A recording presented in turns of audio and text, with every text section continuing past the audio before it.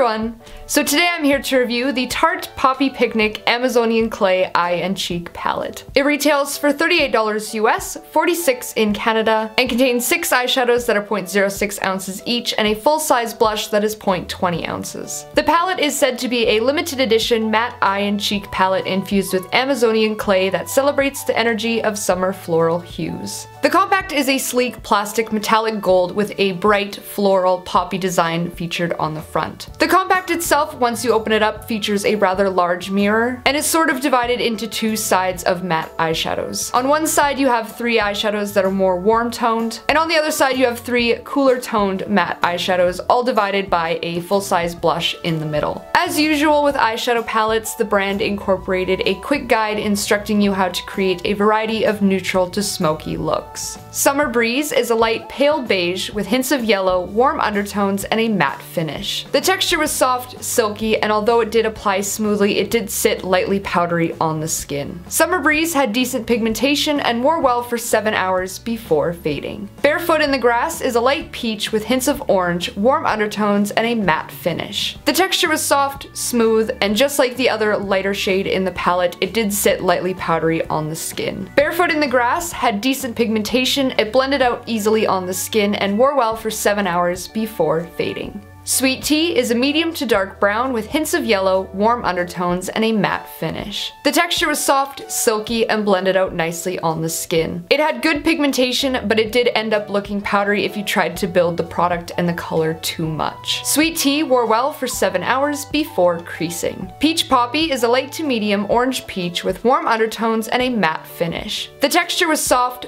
thin, and lightly powdery. This shade had decent pigmentation, but it did sheer out quite easily whenever you tried to blend or build the product. Peach Poppy wore well for 7 hours before creasing. Ice Cream Cone is a dark brown with cool undertones and a matte finish. The texture was soft, thin, and rather dry. While the shade was nicely pigmented, it did have issues adhering to the skin and blending out evenly. Ice Cream Cone wore well for 7 hours before creasing. Picnic Basket is a dark brown with warm undertones and a matte finish. The texture was soft, dry, and lightly powdery. This shade also had good pigmentation, but did have issues adhering to the skin evenly. But the color was easy to build and it did blend out nicely. Picnic Basket wore well for 7 hours before creasing. Glisten is a light to medium coral pink with fine gold shimmer and a frosted finish. The texture was quite dense in the pan, and quite thin and dry once applied to the skin. It had semi-sheer pigmentation and was only buildable to a mostly opaque coverage. Glisten wore well for 7.5 hours. I should also mention that this blush is available in the permanent range of Amazonian clay blushes, and I did find that the standalone blush had a better quality and performance to it than the blush that was included in the palette, even though it's the same shade. So if you're just in it for the blush, I would pick up the full-size one rather than the palette. So overall, while this palette does contain a nice selection of neutral shades, they are rather easy to dupe and the performance of them was only so-so. These shadows would definitely benefit best by being paired with an eyeshadow primer to prevent creasing and make application and blending a lot easier. When I tested these eyeshadows, I didn't use an eyeshadow base, and usually I don't have any issues with eyeshadows creasing on me, but these definitely need a primer so that they will adhere to the skin easier. So be sure to let me know in the comments below if you've already checked out this palette, if you are planning to, or what your thoughts are on it in general. As always, don't forget to check out my blog for more details, photos, and swatches, as well as like, comment, and subscribe